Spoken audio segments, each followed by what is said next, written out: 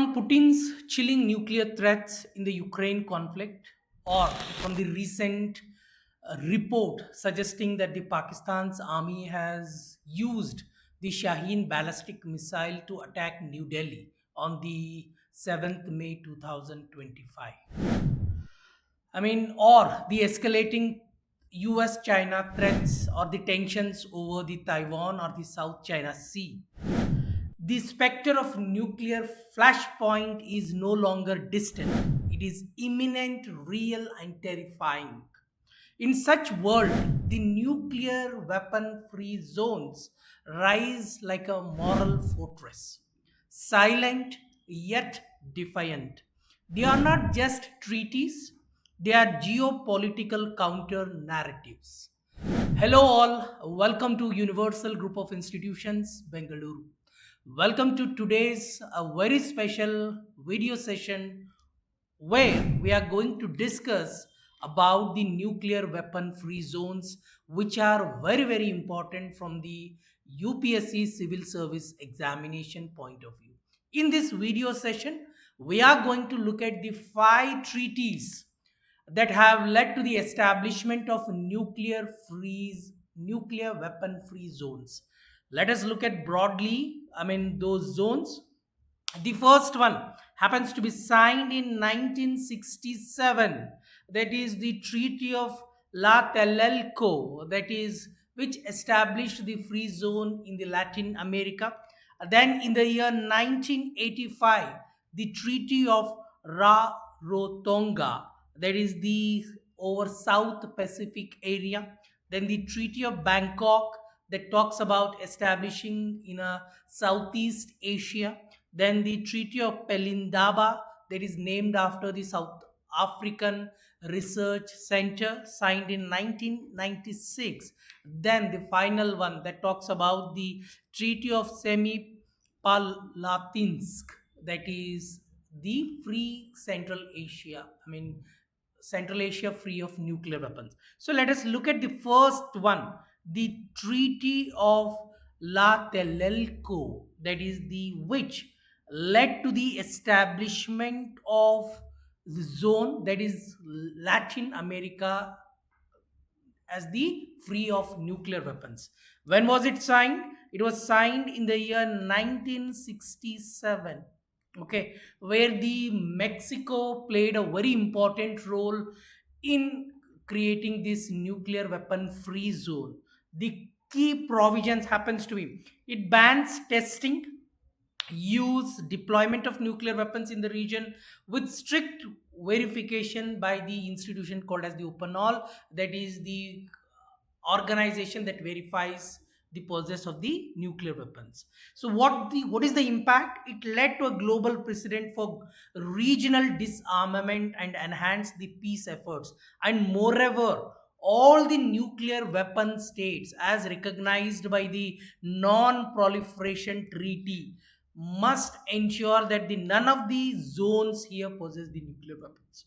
For example, the United States of America has Puerto Rico or the Virgin Islands. They cannot, these areas cannot possess the nuclear weapons. Similar, the French Guyana cannot have the nuclear weapons, or the British Virgin Islands cannot possess the nuclear weapons, or the Cayman Islands, they cannot possess the nuclear weapons. So this is a first treaty that is also ratified by the nuclear weapons states, saying or adhering that they are not going to arm any of its geographical area where they are going to possess the nuclear weapons, which is very important. Then the Treaty of Rarotonga, this is the zone where the famous Bikini Islands are located.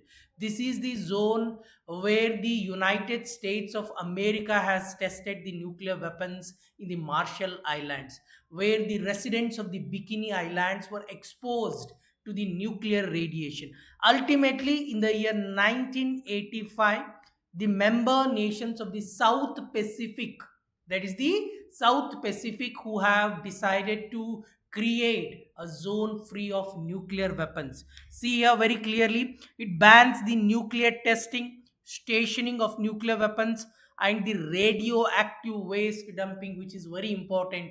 No nuclear weapon state can dump their nuclear wastes here.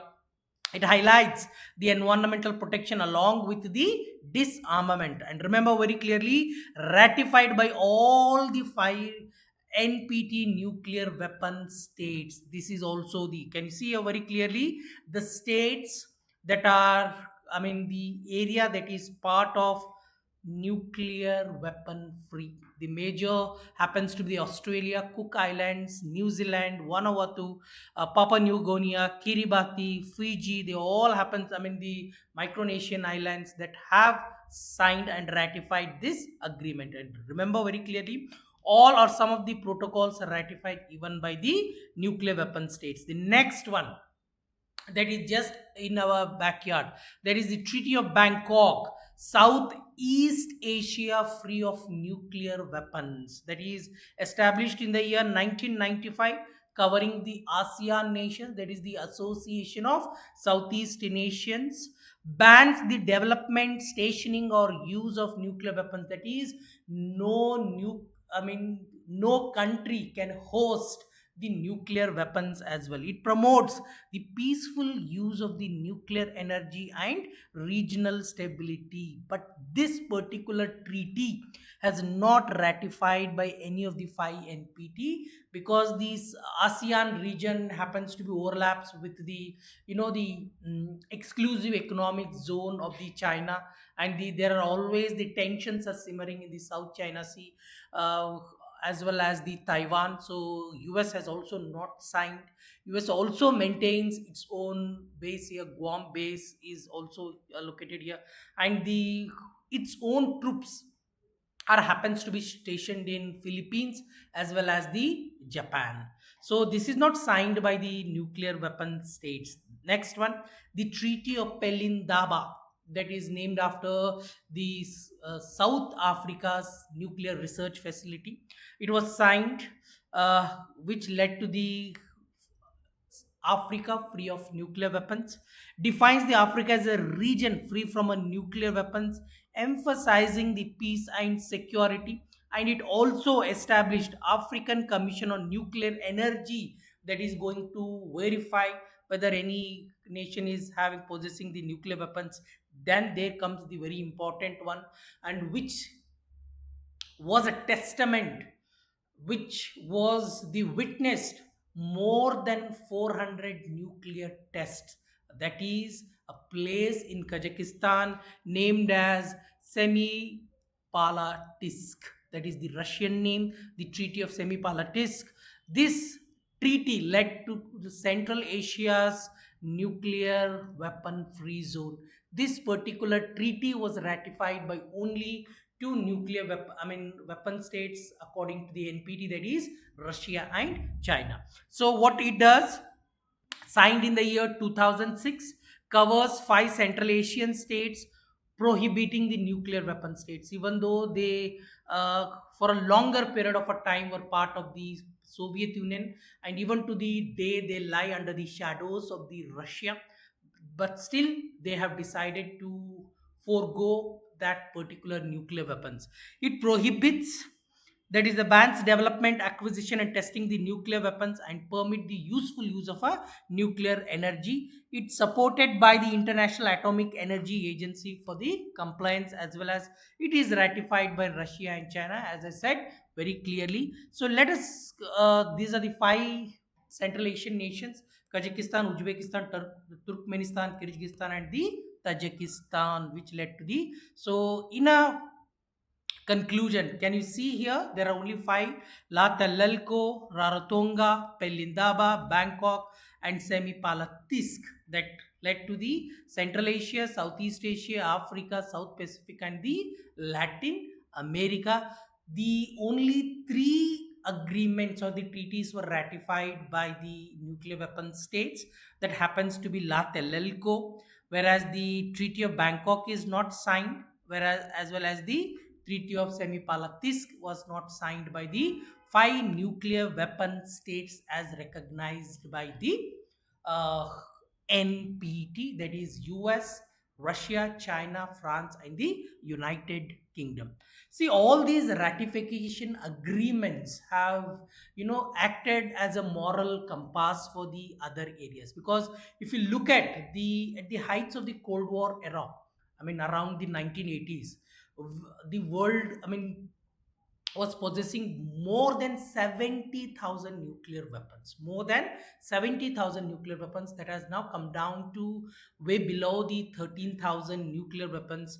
As you can see here very clearly, the over a period of a time, the nuclear weapons, held by the Russia and US has declined, even though still they collectively, hold or account for more than 88% of the nuclear weapons of the entire nation. But whereas on the other hand, the nuclear weapons held by the China is increasing, which is again an alarming one.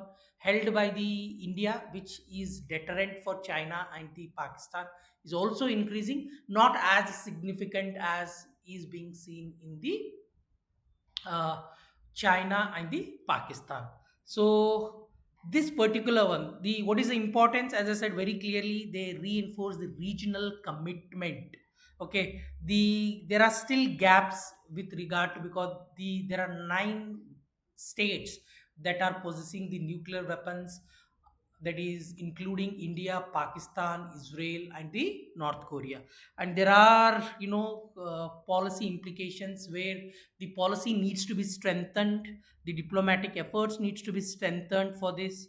So with these measures, we might see a era or a world where the no country is possessing the nuclear weapons. Because if you look at the deadliest nuclear weapons ever to be tested, that happens to be the Tsar bomb, which was 3,300 times more powerful than a bomb that was dropped on the Hiroshima, that led to the loss of more than 70,000 lives. So considering the, nuclear fallout, considering the damage, considering the, greater damage it can do to the entire planet Earth, it might happen that it is going to wipe out the entire, humans itself. We don't require any, meteoroid to hit the earth, right? A nuclear war is more than enough to wipe out the entire living species of the face of the earth. So that's it in this particular video session. Do like, do share, I do subscribe. Thank you.